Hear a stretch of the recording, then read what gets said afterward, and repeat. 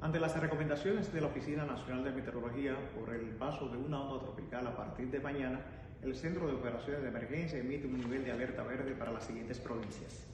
Monseñor Noel, Gran Santo Domingo, Peravia, Asua, San Pedro de Macorís, San Cristóbal, San José de Ocoa y Barahona. Es preciso también que tanto la Oficina Nacional de Meteorología como el Centro de Operaciones de Emergencia le demos un estricto seguimiento al potencial ciclón tropical número 5, por lo que le pedimos a la población no descuidarse y estar pendiente de los boletines que emita el Centro de Operaciones de Emergencia en las próximas horas.